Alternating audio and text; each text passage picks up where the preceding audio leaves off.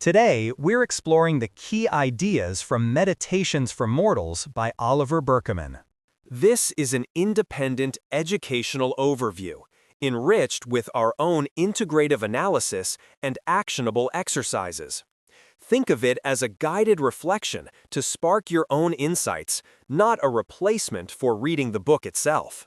Life in the modern era often feels like an unending race against an invisible clock, where an underlying anxiety whispers that we are perpetually behind. The pervasive belief is that if we could just sort everything out, optimize our schedules, perfect our relationships, master our emotions, a truly fulfilling and productive existence would finally begin. This book, however, presents a radical counter-narrative, proposing that this relentless pursuit of ultimate control is precisely what drains life of its vibrancy and deep meaning. It introduces imperfectionism, a philosophy that redefines human limitations not as obstacles to be overcome, but as the very pathways to a saner, more connected, and resonant life. This perspective challenges the efficiency trap, where attempts to manage overwhelm paradoxically generate more stress and tasks. It argues that our ceaseless drive for mastery reduces experiences to burdensome chores, leading to burnout and an unsettling emptiness even when outwardly successful. We are conditioned to believe reality should be entirely controllable, every facet subject to optimization. Yet true fulfillment, the work suggests, flourishes when we embrace unpredictability, serendipity, and genuine engagement rather than absolute command. Excitement and deep absorption arise from not knowing the precise outcome, from remaining open to the unexpected. Imperfectionism is fundamentally an acceptance of our finiteness. We will never get on top of everything, never achieve perfect control or security, and always face more worthwhile opportunities than time allows. Grasping this reality is not a call to despair, but a profound liberation. It frees us from the unwinnable struggle for an impossible ideal, enabling wholehearted immersion into a chosen handful of significant pursuits, relationships, and creative endeavors. Crucially, it reclaims sanity and joy in the present, the only moment genuinely available. Embracing the unwinnable game, how finitude frees us. The inherent, often unsettling truth of human existence is its profound limitation. We are finite beings adrift in an infinite sea of possibilities, a reality that, upon first glance, appears worse than you think. Yet this stark acknowledgement is precisely where true liberation begins. Many of us grapple daily with an overwhelming influx of demands, the elusive pursuit of absolute perfection, persistent feelings of inadequacy, or the complexities of interpersonal connections. Our default response is often to seek better management techniques, exert greater effort, or search for the correct solution. However, the insight offered here is that many of these struggles, like an endless deluge of tasks or the impossibility of flawless execution, are not merely difficult, they are fundamentally unresolvable. Consider the notion of trying to bail out a constantly refilling boat with a sieve. The struggle is not only Sisyphean, it's misguided. When we cease this futile quest for absolute control or an ideal future perfect state, much like dropping the sieve and accepting the water, a profound inner release can occur. This acceptance, akin to a teacher making a burden so heavy it must be set down, grants us permission to stop fighting what simply is. It cultivates a state of playing in the ruins, where we engage with life as it actually exists, acknowledging its inherent imperfections and limitations without denial. We are freed to make our unique contributions and commit to imperfect relationships, not with the hope of achieving some pristine ideal, but because these actions are intrinsically worthwhile in their own right. The metaphorical plane has already crashed. Our task is to make the best of life on the desert island, collaborating with our fellow survivors, rather than perpetually searching for a non-existent escape.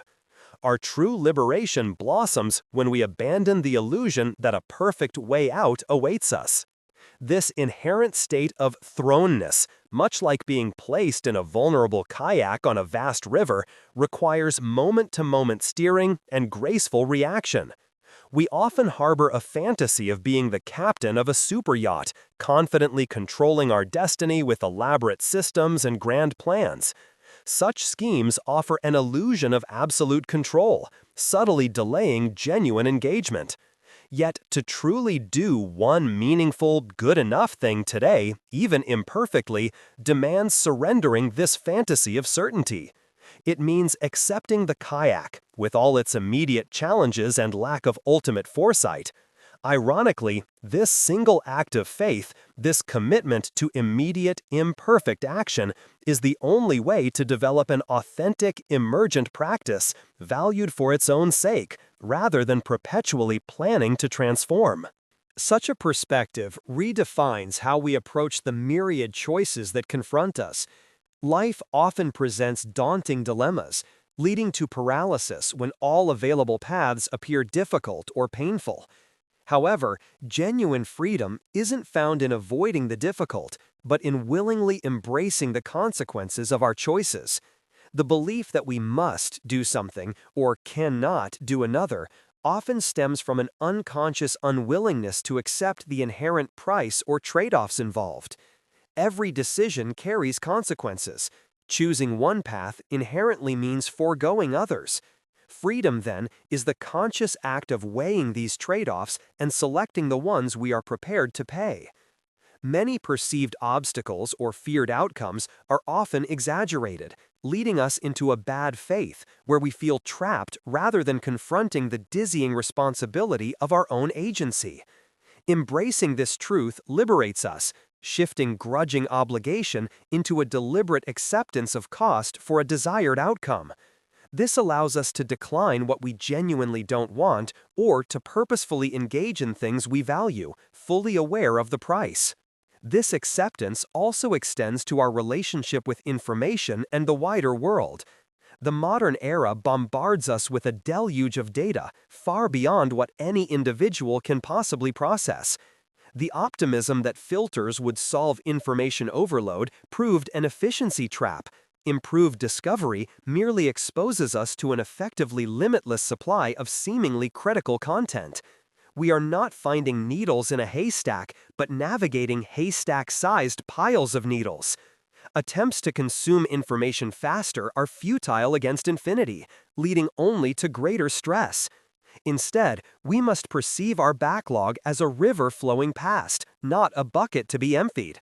We select items without guilt, acknowledging that the mere existence of content doesn't create an obligation to consume it.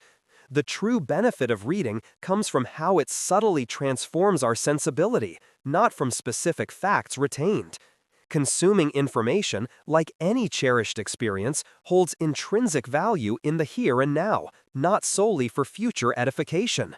Similarly, we cannot care about everything with maximum intensity. The digital age, driven by an attention economy, demands that we do, leading to paralysis and disempowerment. True good citizenship might mean consciously withdrawing our attention from peripheral concerns to champion the battles we truly choose. Let the river flow past. Finally, this commitment to finitude means letting the future be the future. We often find ourselves in a constant state of apprehension, attempting to mentally navigate future challenges long before they arise. Worry, in essence, is a futile endeavor to preempt every potential future issue. While a primitive anxiety response served our ancestors in immediate danger, it proves counterproductive in our modern delayed return environment, where problems unfold slowly, leaving nowhere for this anxiety to dissipate. Instead of expending energy trying to manipulate an unknowable future, wisdom suggests cultivating confidence in one's capacity to handle challenges as they genuinely emerge. This inherent entrapment in the present offers a profound liberation. Our true responsibility lies only in skillfully addressing the next and most necessary thing, releasing us from the burden of perpetual future fretting. From paralysis to purpose. navigating life through imperfect action. Embracing life's inherent limits isn't passive resignation, but an active pursuit of worthwhile action, freed from the burden of perfection or comprehensive control. The key to overcoming inertia and uncertainty lies in decision hunting, actively seeking and making choices rather than passively waiting for them to appear. The power resides in choosing now, not endlessly trying to decide later.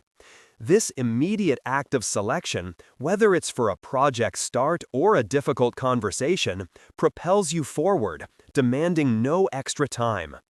Making these decisions is the defining act of a life lived within finitude. Each choice inherently closes countless other paths, turning inaction into a comfortable yet ultimately paralyzing postponement. Ownership arises from deciding, however small. A decision counts only with real-world action, irreversibly shifting possibilities. Yet these actions can be tiny, like a car's headlights illuminating just enough road to make the entire journey. We must continuously choose, acknowledging that decisions profoundly shape our lives, despite never knowing the best outcome. This commitment to action also means valuing completion. There is a profound, often overlooked energy in finishing tasks. While one might assume completing a long-standing project would be draining, the act of completion actually replenishes energy, fueling further meaningful productivity. This stands in stark contrast to the perfectionist's tendency to perpetually begin new endeavors, luxuriating in the boundless potential of an unstarted project.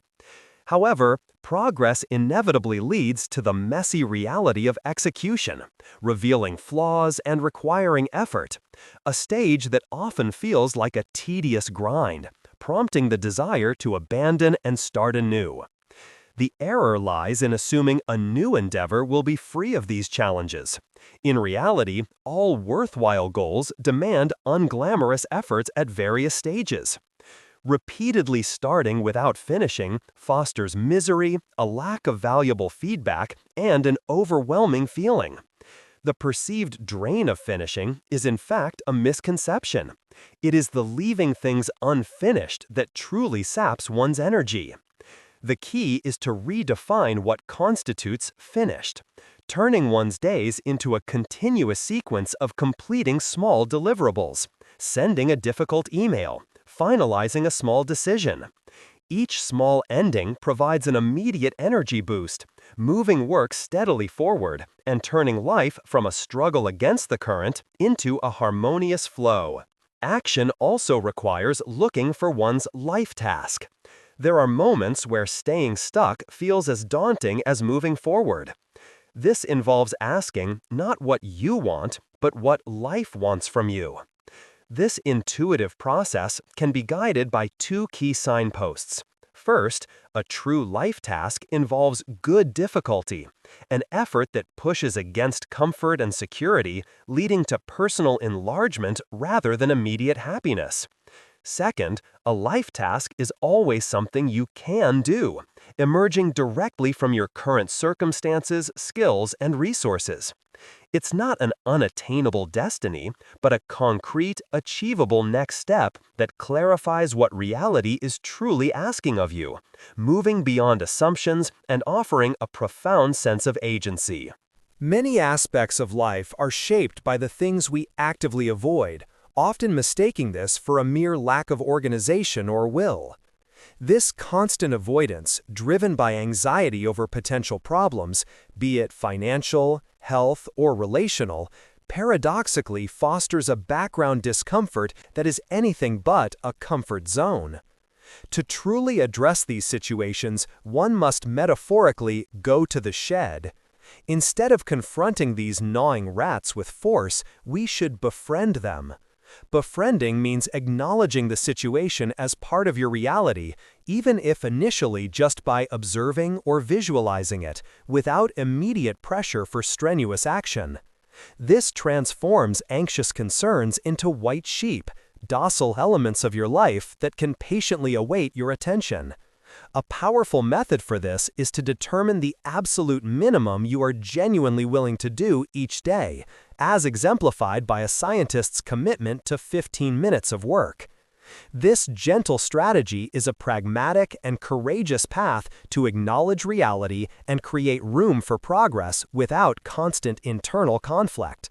For sustained action, we need rules that serve life, not the other way around. While systems like the Seinfeld strategy encourage daily commitment, the pitfall lies in misunderstanding this as an inflexible perfectionist rule. A more resilient approach is daily-ish, a concept that acknowledges life's unpredictability and our fluctuating moods. Unlike the rigid daily mandate, daily-ish sacrifices the fantasy of perfection for the uncomfortable reality of concrete, imperfect progress. It's a flexible commitment, e.g. 3 to 5 times a week, that allows for real-life variations while still applying pressure. Our yearning for rigid rules often stems from a distrust of ourselves or a desire to outsource the burden of living. Yet no rule can truly force accomplishment. We remain ultimately responsible for our choices. Embracing daily-ish shifts focus from an unbroken chain to the actual goal, the writing, art, family, or health, recognizing that true success comes from consistent, imperfect showing up, guided by purpose rather than absolute adherence. Finally, to focus amidst the chaos, we must acknowledge the finite nature of our concentration. While many believe productivity requires endless effort, a compelling insight suggests otherwise for knowledge work, a 3 to 4 hour rule for intense daily focus. This specific duration allows for optimal progress because deep concentration demands significant energy. Work during peak hours is most effective, and creative breakthroughs often occur during periods of rest. The rule encourages protecting this block from interruptions, and, equally important, it frees one from the futile attempt to perfectly orchestrate the rest of the day, accepting its inevitable fragmentation. This approach champions the profound truth that work is never truly done for finite beings. The most valuable skill cultivated is not the capacity to push harder, but the ability to consciously stop and recuperate, even when tasks remain unfinished, knowing that this balanced rhythm ultimately leads to greater, more sustainable output. This means developing a taste for problems, recognizing that a truly trouble-free future is an illusion. Problems are not external disruptions, but fundamental expressions of our finite nature. When we abandon the futile struggle against their presence, we unlock richer engagement, aiming not for a problem-less existence, but for confronting progressively more captivating challenges. The art of surrender, unburdening the self from impossibly high standards. Much of our self-imposed struggle stems from a misguided emphasis on motivation and strenuous effort, which can be counterproductive. We often fall for the effort fallacy, believing that worthwhile endeavors must be difficult, leading us to overcomplicate tasks or exert more energy than necessary. This perspective often instills an internal conflict, leading to paralysis. A liberating approach is to ask, what if this might be a lot easier than I'd been assuming? This question isn't about denying genuine difficulties, but a powerful reminder to avoid adding unnecessary layers of complexity, perceived obstacles, or unpleasant exertion. Our own visions of perfection or preconceived notions of difficulty often block natural flowing action. Embracing the possibility of ease requires courage, as it can feel like cheating. But by letting go of the need for struggle, we often achieve better results with less unnecessary strain. This leads directly to the pervasive issue of self-sabotage, often rooted in a fundamental lack of self-compassion. While a no-nonsense, just show up and work ethos can demystify creative endeavors, it frequently backfires when internalized as a harsh internal critic. Instead of forcing discipline through strict schedules, which often leads to cycles of anger and self-reproach, a more gentle approach is to allow authentic inclinations to guide action. When desires become fuel rather than obstacles, action flows effortlessly. The common fear that such freedom leads to inaction often proves unfounded. Instead, resistance to forced activity frequently drives one towards unproductive distractions. While external circumstances impose limits, it's crucial not to let this objection disguise an internal taskmaster. The reverse golden rule offers a simple guideline.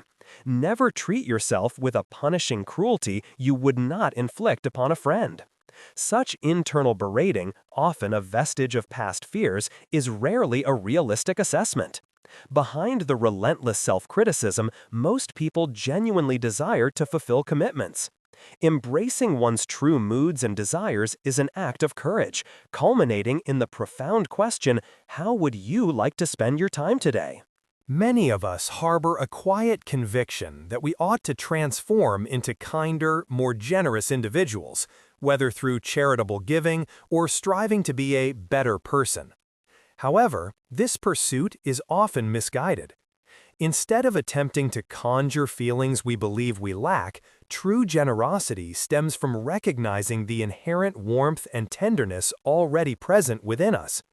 The real challenge lies not in manufacturing these emotions, but in removing the self-imposed obstacles that prevent our existing generous impulses from blossoming into action. All too often, a natural inclination to help is thwarted by overthinking. We might delay assisting someone in need, rationalizing that donating to a larger charity is more effective, or postpone a heartfelt message to a friend, aiming to craft the perfect email. These deferrals, driven by perfectionism or a desire for optimal control, aren't indicative of a character flaw. Rather, they reveal a tendency to obstruct our genuine, immediate desire to be kind. The key is to act swiftly when a generous impulse arises. This isn't about forcing oneself to be more benevolent, but about recognizing these spontaneous urges and allowing them to manifest without interference. Such immediate action is inherently rewarding, fostering a self-reinforcing cycle of kindness that ultimately makes one a more generous person without the futile struggle of trying to become one. This principle extends to our relationships with others. Many people-pleasers grapple with the intense, often self-imposed pressure of ensuring everyone around them is happy and content. This anxiety, frequently rooted in a fear of others' potential disappointment or anger, can transform promising opportunities into emotional dramas. A crucial insight reveals that others' negative emotions are fundamentally their own responsibility. It is a misguided and ultimately grandiose assumption to believe that one's presence or actions are solely responsible for others' moods. Furthermore, making one's well-being contingent on the emotional state of others is a futile exercise and a denial of one's finite control over reality. When someone expresses displeasure, it serves as a report on their emotional weather, not an automatic command to change course. Much of the urgency we feel in responding to others' demands is merely the fear of their potential negative reaction. Ironically, this people-pleasing behavior often fails to genuinely please anyone. Learning to say no promptly can in fact simplify matters for everyone involved, empowering individuals to focus on their own contributions and cultivate more authentic relationships. The inherent lack of control over how life unfolds is often perceived as an unfortunate reality to simply endure. Yet, this unpredictability is precisely what imbues life with meaning and makes it worth living.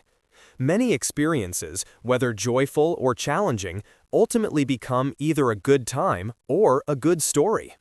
Moments that deviate from our plans, like a picnic disrupted by rain, turning into a memorable, laughter-filled chaos, frequently emerge as cherished recollections.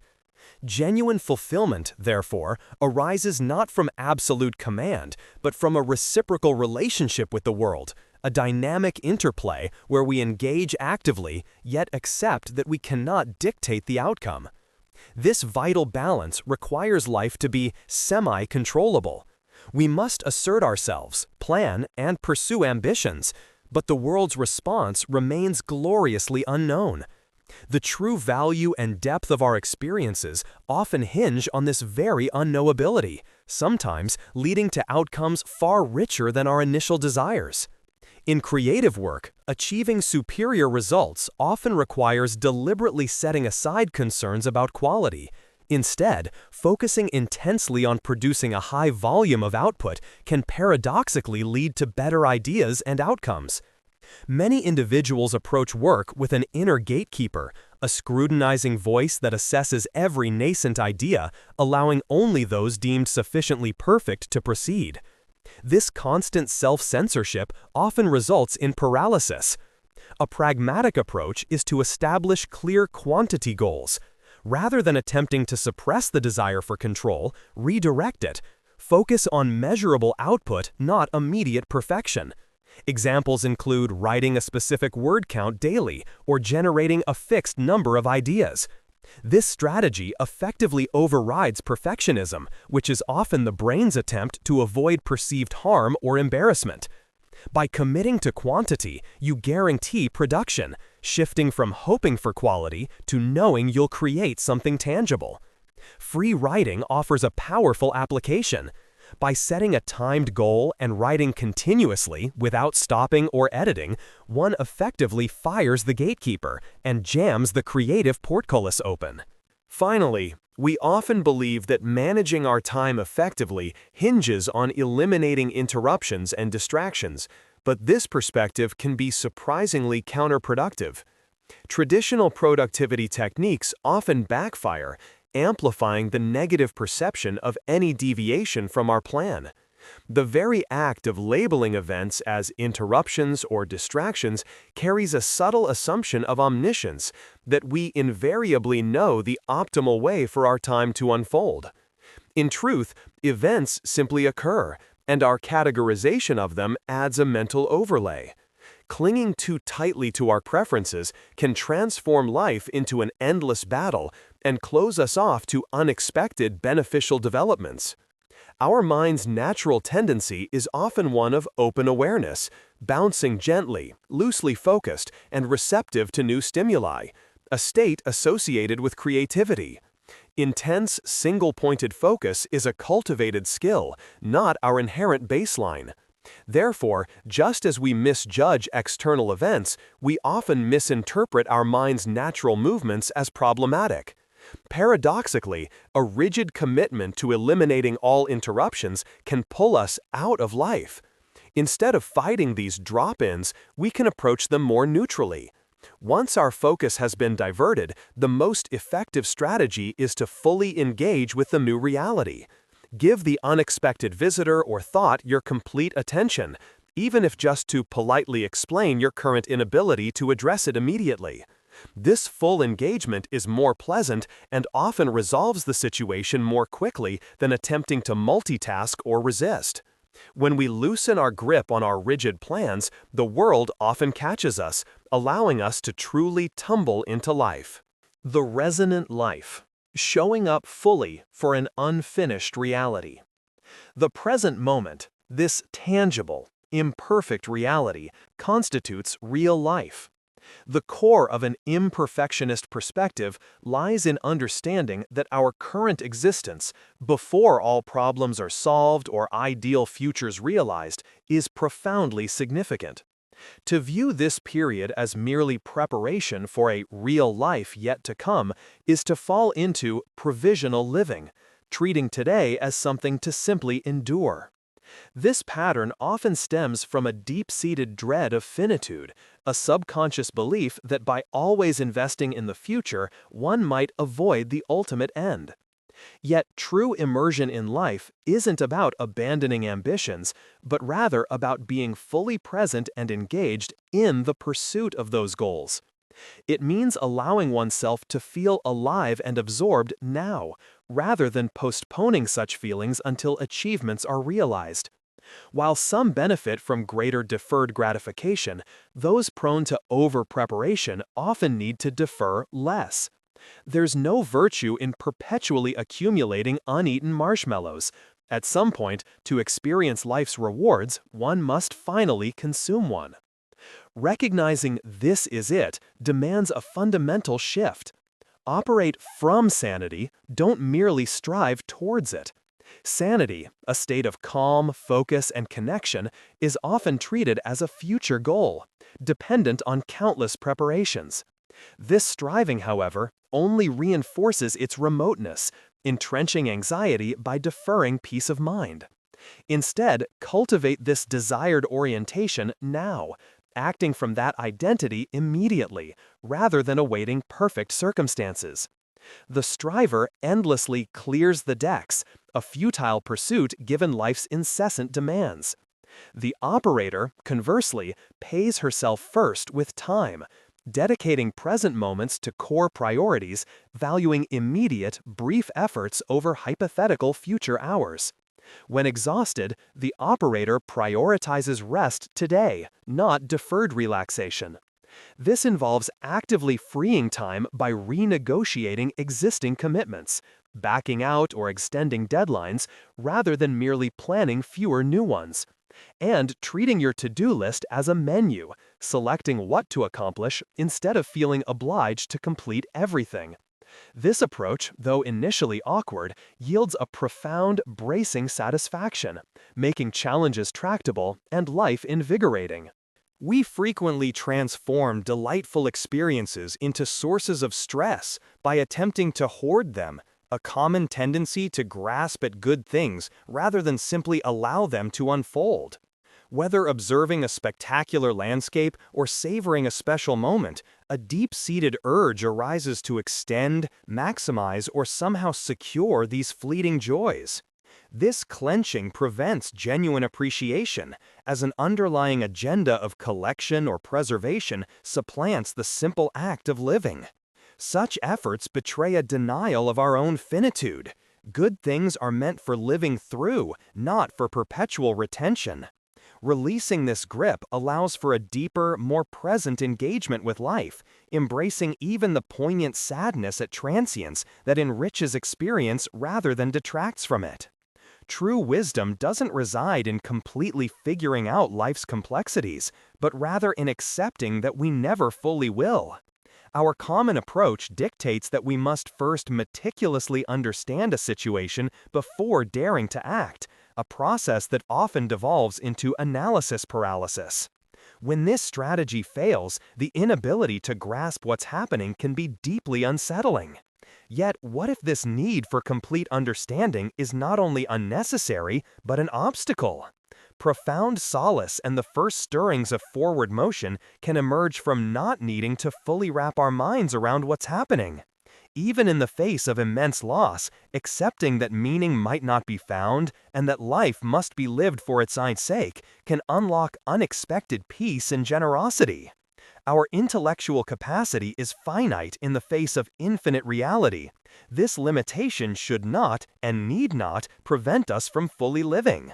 This is encapsulated by the powerful phrase, "C'est fait par du monde." People did that. This simple truth reminds us that every human-made wonder, from great novels to monumental structures, was conceived and executed by individuals as flawed and finite as anyone else. No superhuman capacities are required for great achievements. Rather, the willingness to embark on a challenging project despite feeling unprepared or unsure is key. The main difference between those who accomplish great things and those who don't is that the former simply don't mind not knowing what they are doing when they begin. Life's anxieties often center on significance. Yet, zooming out to grasp our cosmic and temporal vastness paradoxically offers liberation. This perspective reveals our near insignificance, relieving the pressure that reality depends on our stressful interventions. But if nothing we do matters on a grand scale, what is the point?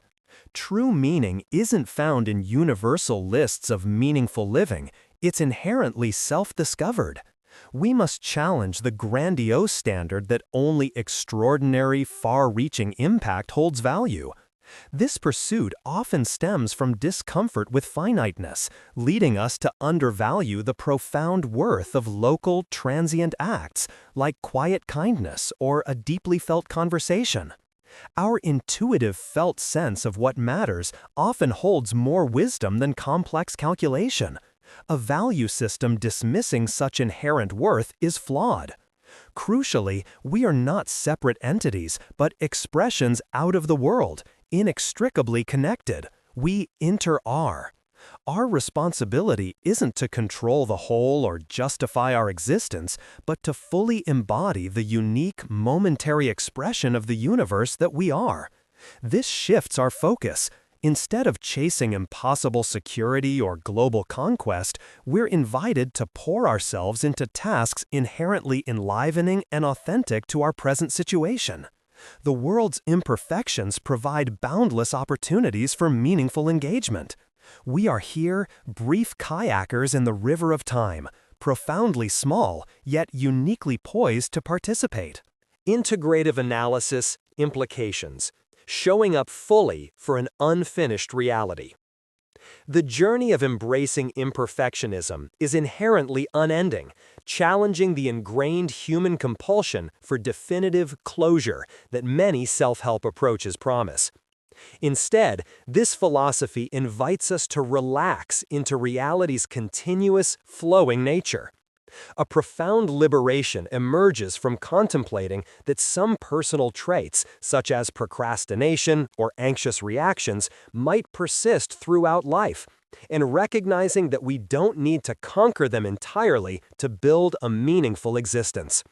This perspective urges against the perfectionistic trap of striving for an elusive fresh start, advocating instead for accepting who and where you are right now, and simply taking one meaningful, imperfect step today. This commentary underscores that our finiteness is not a flaw to be overcome, but the essential condition for a truly vibrant and engaged life. By relinquishing the illusion of total control, we stop battling against the intrinsic nature of existence and paradoxically gain greater agency. The recognition that we will never get on top of everything frees us from the impossible burden of trying, allowing us to focus our limited energies on what truly matters in the present moment. This isn't a passive surrender to fate, but an active, courageous choice to engage with reality on its own terms. The implications for personal growth are transformative. Instead of an exhausting cycle of striving, self-criticism, and burnout, imperfectionism fosters a gentler, more sustainable path.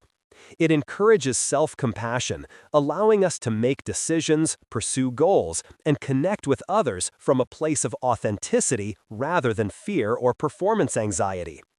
By embracing good enough and celebrating small completions, we cultivate a steady momentum that feels less like a struggle and more like a dance with life.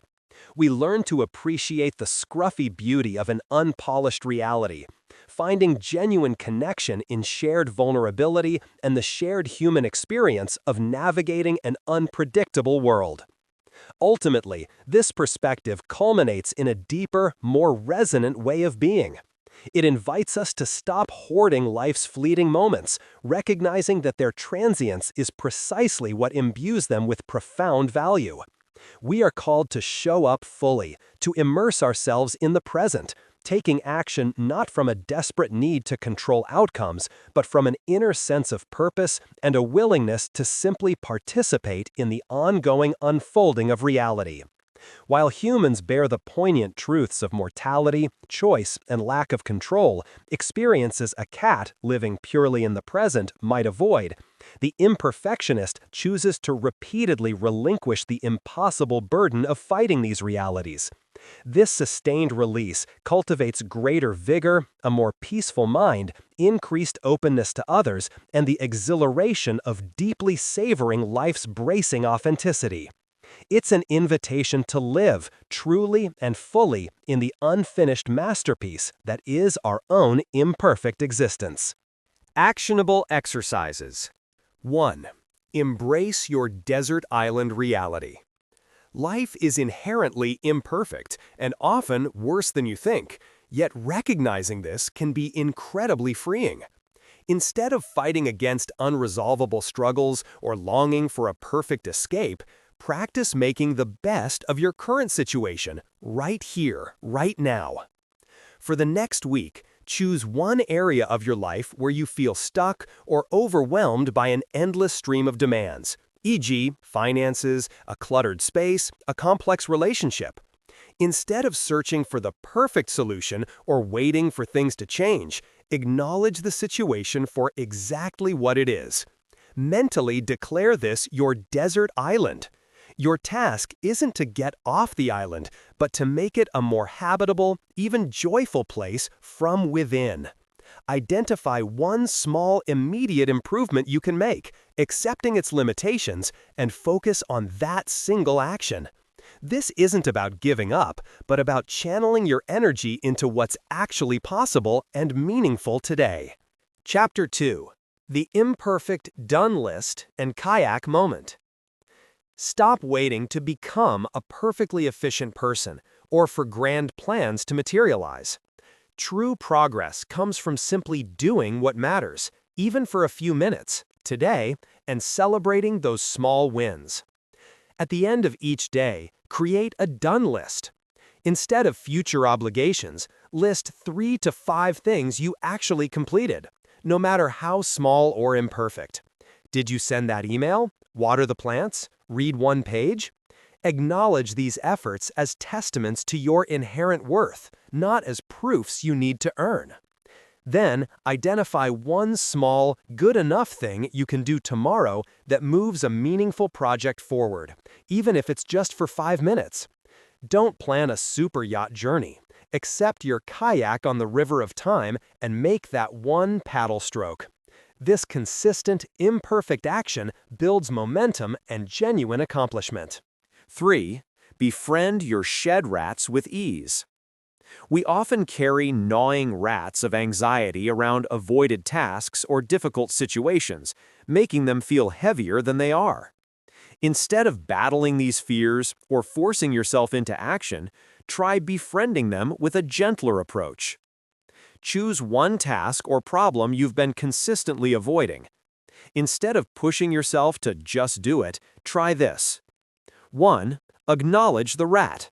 For 5 minutes, simply observe the problem. Don't try to solve it or judge yourself. Just acknowledge its presence as part of your reality, like seeing a white sheep in a field. 2. Ask, what if this were easy? Without denying the actual difficulty, mentally ask yourself, what if this situation or task could be a lot easier than I've been assuming? See what simple, less strenuous approaches might emerge. 3. Find the minimum. Determine the absolute minimum, genuinely willing thing you are prepared to do for or about this issue today. Maybe just gathering one piece of information, sending one short email, or simply thinking about it for 15 minutes. This gentle engagement disarms the anxiety and opens the door for progress. 4. The daily-ish creative flow. For creative work, problem solving, or developing a new skill, perfectionism is a major blocker. Break free by focusing on consistent, imperfect output, not flawless results. Choose one creative endeavor, project, or learning goal, e.g., writing, drawing, learning a language, developing a new business idea.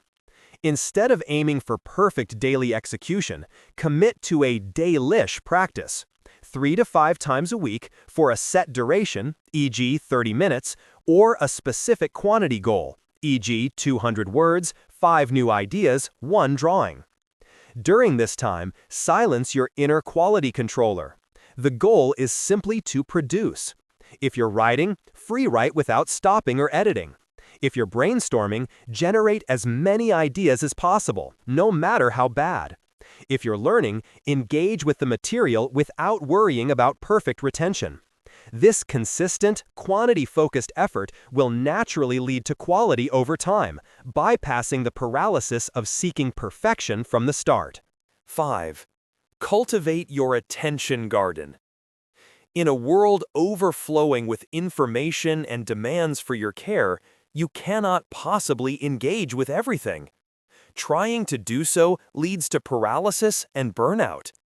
Instead, consciously cultivate your attention like a garden, choosing where to focus your finite energy. For the next few days, consciously observe where your attention goes. 1. Recognize the river, not the bucket. When you encounter news or social media, imagine it as a river flowing past.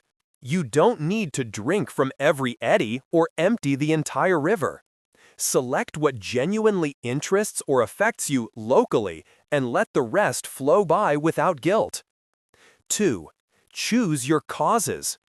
Identify 1 to 3 global or local issues you genuinely want to care about deeply and potentially act upon. Allow yourself to release the pressure to care with maximum intensity about everything else. 3. Focus on resonance. When consuming information, reading, watching, listening, ask yourself, am I doing this for genuine enjoyment and present engagement, or to hoard knowledge or feel informed about everything? Prioritize information that resonates deeply in the moment, rather than mindlessly consuming out of obligation. This intentional allocation of attention empowers you to make a more meaningful impact and reduces overwhelm. That wraps up our exploration of today's book.